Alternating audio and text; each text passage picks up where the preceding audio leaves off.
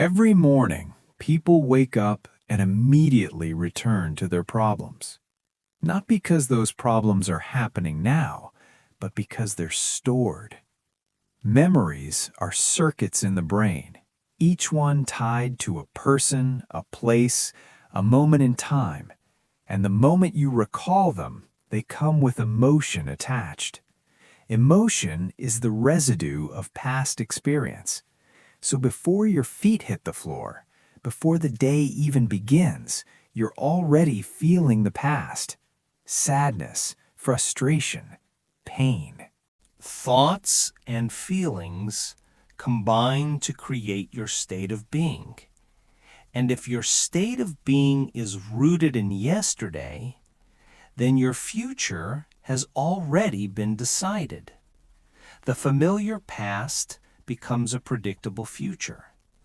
If you believe your thoughts shape your destiny, but you can't think beyond how you feel, then you are trapped. Because feelings are the language of the past. And most people keep recreating the same life over and over without realizing it. Then comes the ritual. They grab the phone. Messages, emails, social media, news, a quick post, a scroll, a distraction. Instant connection to everything they already know. Then the routine takes over. Same side of the bed, same bathroom mirror, same coffee, same shower, same drive, same people, same emotional triggers. Day after day, it becomes automatic, a program running in the background.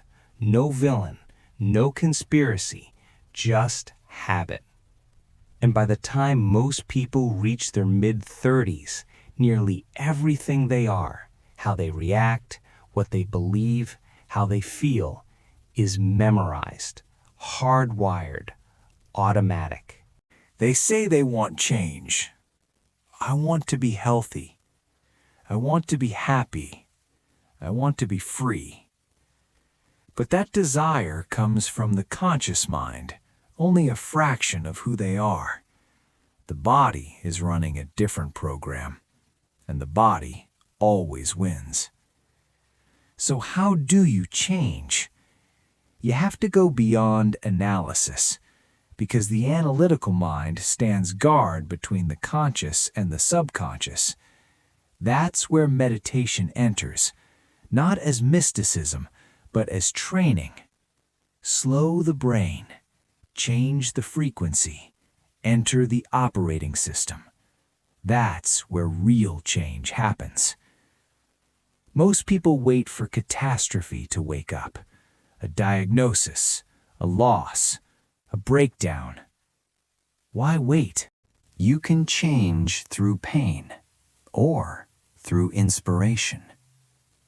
Most people live the majority of their lives in survival mode, anticipating the worst based on past experiences. Out of infinite possibilities, they choose fear. They emotionally rehearse disaster, and the body learns it. Repeat that often enough, and the body panics without you. Fear becomes automatic. Some people even become addicted to it. Problems give them identity. Stress gives them chemistry. At least they feel something. Every time they remember the past, they relive it chemically. The brain fires the same circuits. The body releases the same emotions. To the body, the past is happening now. It doesn't know the difference between what's real and what's imagined. That's the truth. Your body is your unconscious mind. So when it's time to let go of an old emotion, the mind may agree, but the body resists. The servant becomes the master. And when faced with the unknown, people retreat. Familiar suffering feels safer than unpredictable freedom. But the unknown isn't dangerous. It's uncharted. And the best way to predict the future is not to wait for it, but to create it. What thoughts do you want to wire into your brain? What behaviors would your future self practice today? Close your eyes. Rehearse them. Feel them. If you're truly present, the brain doesn't know the difference between imagination and reality. You begin building the circuitry of the future before it happens. Your brain stops being a record of the past and becomes a map forward. Do it enough times, and you won't just think differently, you'll act differently. The hardest part? Teaching the body how the future feels before it arrives. You can't wait for success to feel empowered. You can't wait for wealth to feel abundant. You can't wait for healing to feel whole. That's the old model. Wait for the outside world to change the inside. The new model reverses it. When you feel abundant, you generate wealth. When you feel empowered, success follows. When you feel whole, healing begins. That's no longer effect, it's cause. This is the shift from victim to creator, from this happened to me to I am shaping what happens next. And the moment you realize that a thought is just a thought, not necessarily the truth, you take back control. Most people think tens of thousands of thoughts every day. Nearly all of them are the same as yesterday. Same thoughts, same choices, same behaviors, same emotions, same life. Change begins with awareness, watching your thoughts, watching your reactions, catching the unconscious before it runs the show. This is knowing yourself. This is meditation, becoming familiar with who you've been so you can let it go. You don't plant a new garden without pulling the weeds. Old roots must be removed. The soil must be broken open. Space must be made.